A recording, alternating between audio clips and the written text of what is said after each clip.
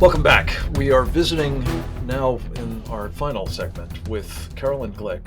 Uh, I think you've doubtless come away from this conversation impressed, as I am always, by her thoughtful understanding of the dynamics that are really afflicting at the moment the nation she has served, both in uniform and in government and other roles, and that she chronicles better than just about anybody in various media outlets, including her own TV podcast, the Caroline Glick Mideast News Hour.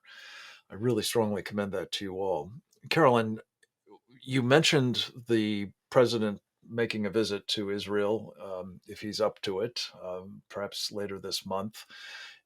You mentioned in previous comments the team around him, which is without exception hostile to the state of Israel. Many of these are folks who are deeply invested in a very, very different relationship with Iran than Donald Trump had been pursuing. Some of them having, advanced specifically a nuclear deal with Iran during the Obama years. Give us just a quick sense of what all of this is doing, the challenges Israel is facing.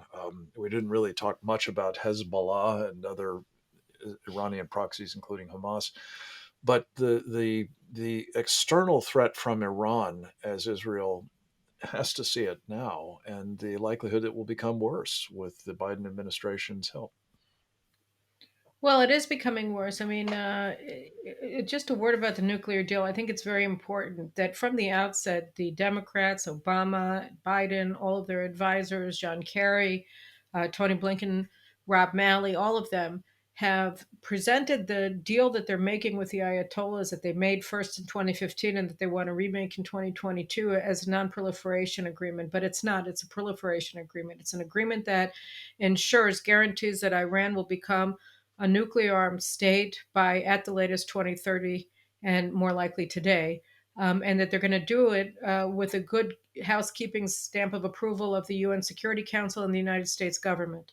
So that's what they're doing. They are paving the way for it because the deal itself enables Iran to do all the things: enrich uranium, develop centrifuges, develop ICBMs and other types of ballistic missiles at its will with no limitations or with very few limitations. And the limitations that the deal places on Iran's nuclear operations expire, after, most of them in 2025 and the last ones by 2030. So this is a deal that essentially tries to kick the can of Iran's nuclear arsenal that they're developing, that they've been developing for many years, down the road to the next president. But it very much enables it. And the idea behind this deal is to realign the United States away from Israel, away from the Sunni Arab states, the Saudis, the Egyptians, the UAE, Bahrain, and others, and towards Iran and the Muslim Brotherhood. So that's what the deal is about. It's about realigning the United States towards the nexus of the Muslim Brotherhood and Iran and away from the more standard bearers of the U.S. led alliance of Middle Eastern states and Israel in the Middle East.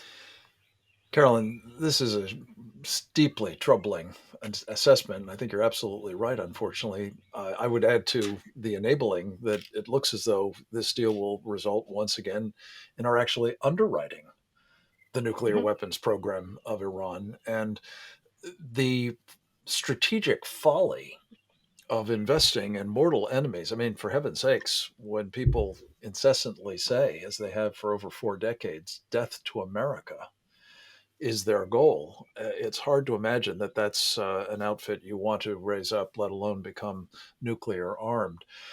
Carolyn, let me just ask you to sort of summarize all this. When you look at the region in which Mhm. Israel finds itself, it's becoming more dangerous by the day. I think it's fair to Mhm. say, as is the state of Israel's own internal security for all the reasons you've described.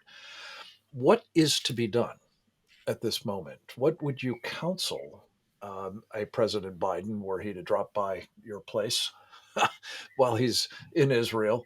um, that might, spare us what I think is in the offing, which is a new and perhaps horrifically terrible Middle East war. Right. So I think that, the first thing that you have to do when you're digging yourself into a ditch is to quit digging. And I think that that's what I would say. Just to First stop law doing of everything holes, that as you're they say. doing and walk it and walk it and walk away, because you're making a mess of things. Everything that you do just makes it a bigger and bigger mess and more dangerous. So first of all, just stop. Mm. Walk away from this. You don't know what you're doing. Then I would tell him to fire all of his advisors and hire somebody who actually understands a little bit of something about reality.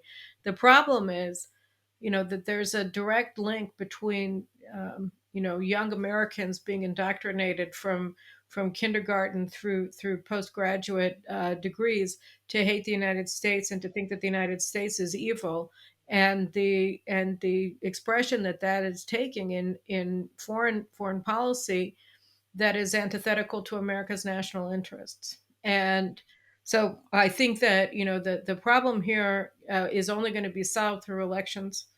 And it's only going to be solved afterwards through winning the culture wars. And in both Israel and in the United States, you can see very clearly that the left has overplayed its hand, that they've exposed themselves, they've exposed their cards, they've shown that they actually hate their own people and they want to fundamentally transform America. That means fundamentally persecute Americans, and the same thing in Israel. So we're already having a realignment here in Israel. I think a lot of people who were convinced through the media that Netanyahu was the problem, that he was a meanie, that he was somehow or another corrupt and ruining everything for all the good people in this country, that was a lie, that they were spoon fed by people who had personal or other interests in it, ideological, political interests. And I think you're seeing the same thing in the polls that are foretelling a completely different Congress in November. So I think that's Carolyn, where the reckoning is coming we're from. hard out of time. From your lips to God's ears, as they say in Israel. Amen. I hope all of this comes to pass and that we will be spared some of the horrors that might And continue to otherwise pray. eventuate. Thank you very much. For Thank you very Jerusalem, much the for your peace prayers of for Jerusalem. Jerusalem. Thank you. Thank you. Caroline Glick, God bless you, my dear. Come back to us again with updates soon, if you would. Hope the rest of you will join us again tomorrow, same time, same station. Till then, thanks for watching. Stay tuned for more.